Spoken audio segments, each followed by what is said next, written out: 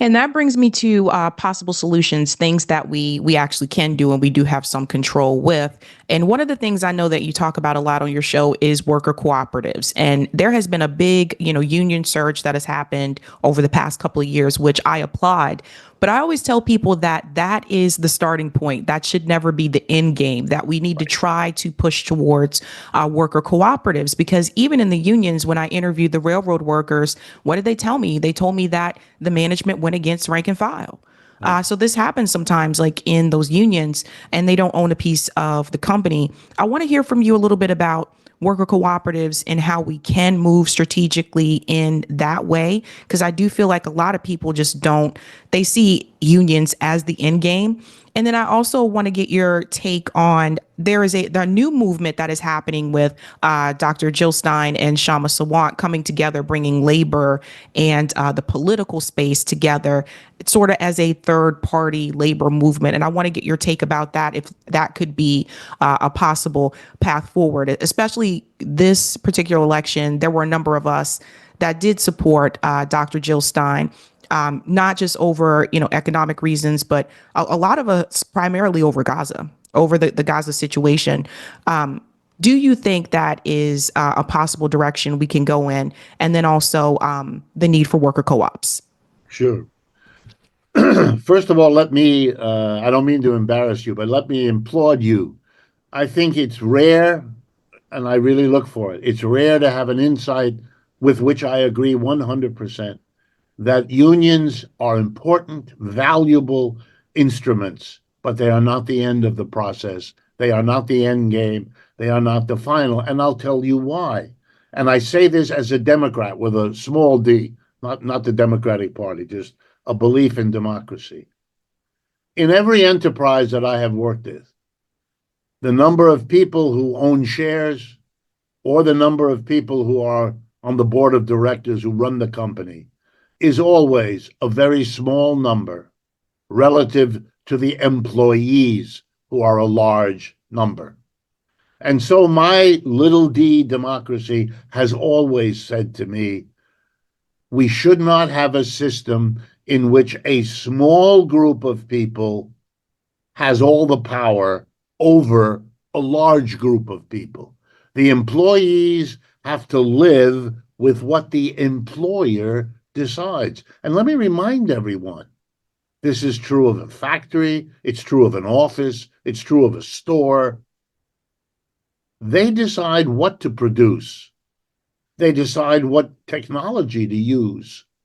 They decide where the production is going to happen. And they decide what to do with the revenue. Those few, even though all of us together produced the product, delivered the product, helped make the revenue possible that the enterprise receives, we all contributed. That's why we got hired. That's why we got paid. Well, then why do not we all have a say in the fruits of our labor, in what we produced? Why is it a tiny group? And it's not a tiny group we elect. I never was asked to vote on who would be the CEO in the companies I worked for. It was none of my business. Just like setting the price of whatever it is we produced. No one ever invited me as an employee to participate in setting the price. That was the employer's prerogative. That was the employer's job. Well, I'm a Democrat with a small d. I believe that people ought to have a say in the decisions that affect their lives. I like it that we can vote for the mayor of our town. The mayor has authority, can do things. I have to live with where the roads go, how the schools work, how the police function. So I want to have some say in the authority that impacts me.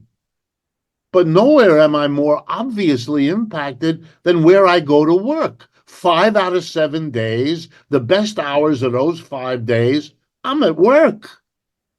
And yet at work, I don't have any say over what we produce or how we produce or where we produce or what we do with the product. That's not democracy, folks. That's the opposite. That's what we made a revolution back in the 18th century. We didn't want the King of England. When we went to war against Britain and got our independence as a nation, we didn't set up King George Washington in place of King George III in England. We said, no, not only will we not do what King George III in England says, we're not setting up any kings. No, we don't want the kings. We want there to be, representative government. Well, I'm here to say I want representative workplaces too. The same logic that makes it appropriate to elect the mayor ought to make it appropriate for the workers who live in the community of the workplace to elect who governs them, to have some authority over those who wield authority over them. And for that reason, yeah, I've always supported unions because they make it a little less unequal. It's not then just the boss and each individual worker. The workers get together to have the strength of numbers. Collective bargaining, they call it. And I get that, and I'm for that. But I'm for something else, much more than that. I don't understand why any small group of people should have the kind of unaccountable, unelected power. I'm against it. That's why I like worker co-ops. I like the idea that the whole community of people who work, the ones with white collars, the ones with blue collars, the ones with more education, the ones with less education, they're all equal when it comes to voting for the mayor, and I don't understand why we aren't all equal when it comes to deciding who runs the enterprises that we all depend on. So yeah, I love worker co-ops. I see worker co-ops as the end point toward which labor unions are an important step. And by the way, there are a number of labor unions in the United States. I'll pick one in particular, the United Steelworkers, who work together with worker co-ops, who have understood exactly this and see the same logical progression. Let me conclude by telling you a little bit about worker co-ops. They have existed for thousands of years. This is not a new idea.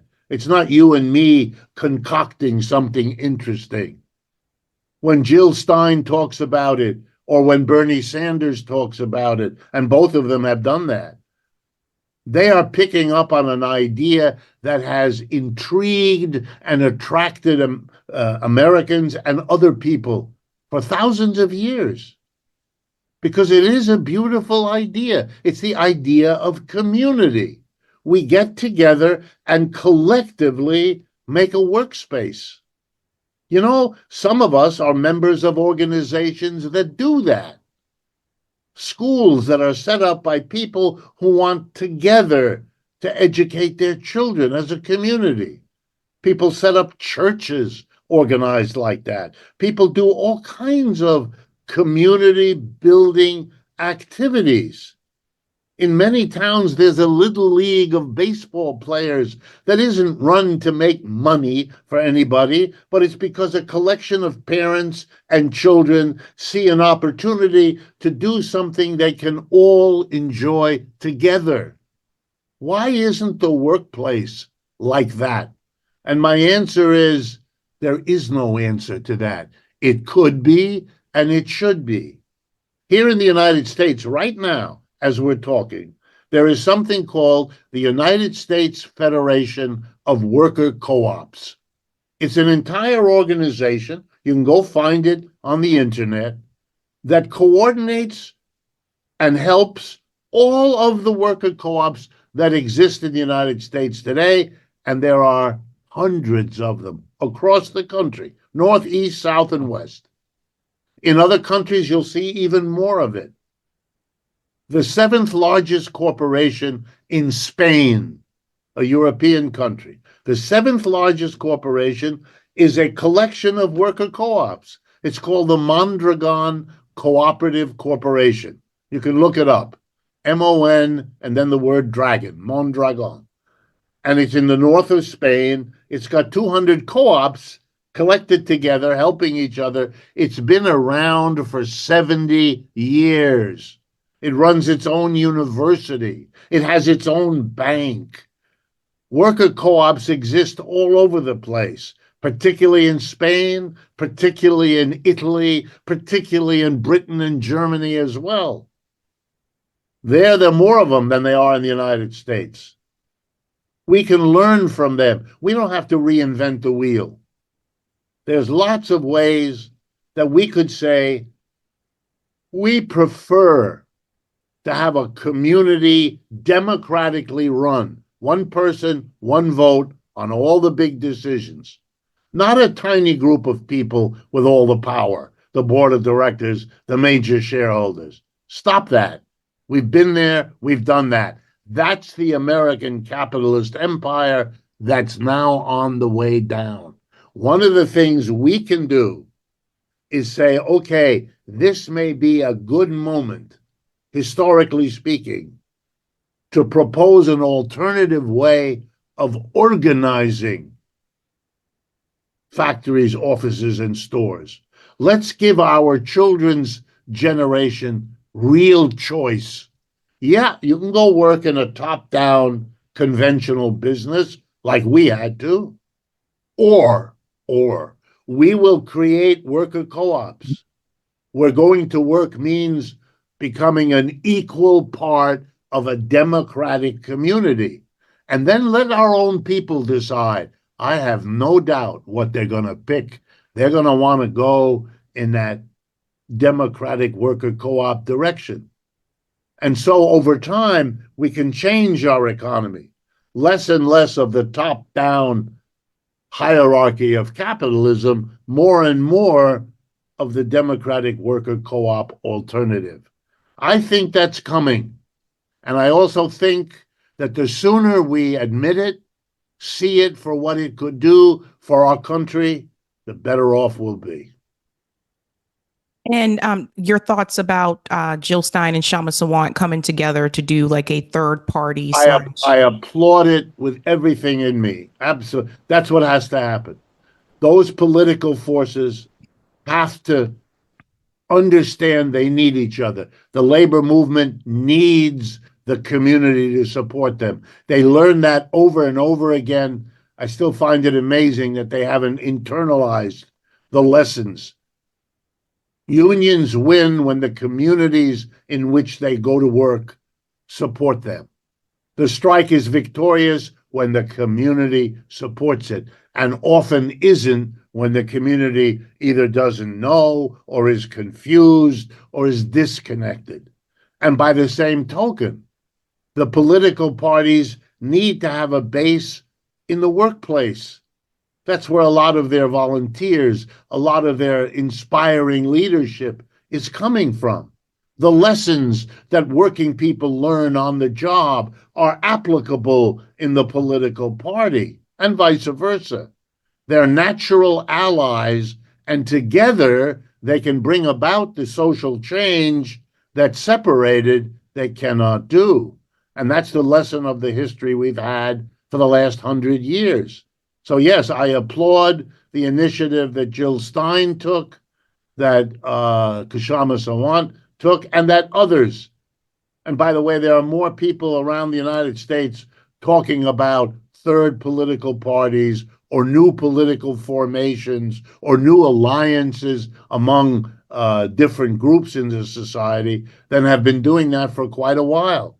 Like the rising labor militancy, the seeds of change are sprouting everywhere. And again, let me remind you, that's history. It's like the seasons. As the winter takes hold, it prepares the ground for the seeds to come pushing up. And the spring is not that far behind. We are in a dark time. The election of Mr. Trump surely shows us that. But those are also times of opportunity. People are seeing things, understanding things. And again, I'll remind everyone, not that we need it, but that the sympathy after that killing on Fifth Avenue in New York City. The sympathy was with the young man, with the suffering of countless people who have not been properly insured for their injuries or their illnesses, who've had to deal not just with the illness and the injury, but with the added insult that they then have to struggle for what they've been paying for all along, namely the insurance to cover the cost. That's a kind of torture of the population that made everybody understand what drove that young man to do what he did. It's not a justification, but it is an explanation. And we better pay attention because there's lots more of those kinds of angry people than we dare admit in our society right now. Professor Richard Wolff, thank you so much for your time. My pleasure. And let me thank you, and I really mean it. It's programs like yours that have the courage to talk about this honestly. And that's the biggest service the American people can get. So on their behalf, let me thank you as well. Hey guys, this was a Sabby clip. If you like what you saw, hit that like button and subscribe.